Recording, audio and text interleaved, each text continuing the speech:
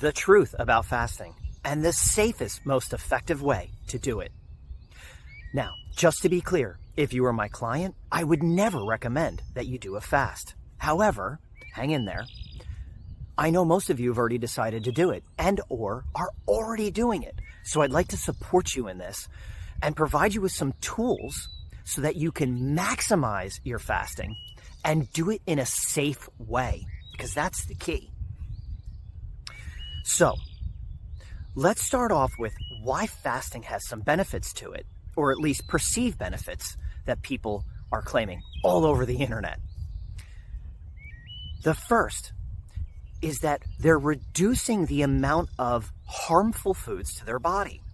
So by reducing the gluten, the dairy, the eggs, the soy, by reducing soda, alcohol consumption, by reducing processed foods, fried foods, fatty foods, you can imagine, since all those foods are harmful for the body, they start to see some real improvement in their health and in the way they feel.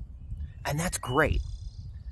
But the downside to fasting is that your body requires glucose in order to function, and brain tissue specifically requires glucose every 5 to 10 seconds before brain tissue starts to die.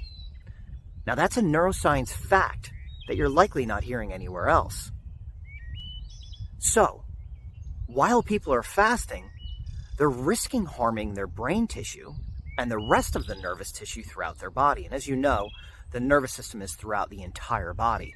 So what the brain naturally does in order to protect itself and the rest of the nervous system is force the adrenal glands to release adrenaline. That adrenaline becomes a replacement for glucose. It's not a great replacement, but it's a fail-safe that the body has in order to prevent brain tissue from dying. Now, this is one of the reasons that while people are fasting, they feel high, they feel invincible, and they feel amazing. It's not because they're healing, it's because they're getting high off their own epinephrine, or what we call adrenaline. You can imagine, though, over long periods of time, this really stresses out the adrenal glands. And the adrenal glands are responsible for 50% of the hormones that your reproductive system creates and uses. So, why is this important? This is important because many people have been skipping breakfast and even lunch for years. And then when they try to get pregnant or have a child, they have issues with infertility. A big reason is because over fasting for that many years, they've burned out their adrenal glands. And what they didn't know, and medicine and medical science doesn't know, is that the reproductive hormones like estrogen and progesterone and testosterone, 50% of them are coming from your adrenal glands. Now, this is way more than just reproductive hormones. The adrenal glands have hundreds of different hormones that they create and are responsible for inside your body. Now, some other things that are already happening is that we're under lots of stress. I'm talking about the human collective. Whether it's stress from work, stress at home, in our relationships, emotional trauma that we've gone through in our life, and anything else that has caffeine in it. Coffee, chocolate, tea, matcha. Most of us are consuming those. Those all put stress on the adrenal glands because they force the adrenal glands to release epinephrine. Again, adrenaline. And so our adrenal glands are already weak. And so then we start our fasting program and we feel amazing, but it's at the expense of the health of our adrenal glands, which we may completely burn out. So, I've shared with you some of the upside to fasting and some of the downside to fasting. Let me share with you a way that you can fast that's safe and effective. First thing, start off your morning with 32 ounces of filtered water with fresh squeezed lemon or lime in it.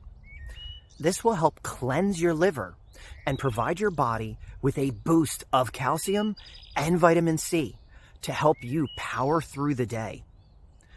Add honey, raw honey. If you can get wildflower raw honey, that would be the best, but any raw honey, add that to your morning lemon or lime water.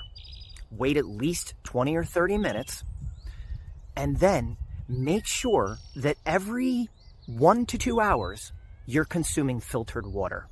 Okay, that's the first thing you need to do during a fast.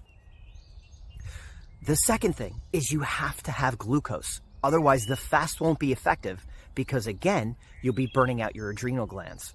So, here's how you can do that in a way where you're still fasting. You consume raw honey every 1 to 2 hours. Have a tablespoon of raw honey. Or eat a date. You could have 1 date if you'd like, or you could have 2 or 3. Again, every 1 to 2 hours.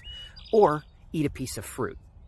Now, if you think that eating a piece of fruit is going to destroy the effects of the fasting, trust me when I tell you, it won't. It'll only improve the fasting that you're doing, because that one piece of fruit provides some healing to the body, but also provides that critical glucose for your brain tissue so that your adrenal glands don't have to do all the work. Now, one last thing.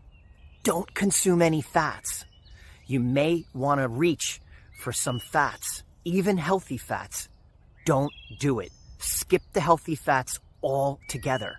If you want to do a fast and you want it to be effective, just make sure you're eating clean, effective sources of glucose, like fruit, like maple syrup, raw honey. Those are the best.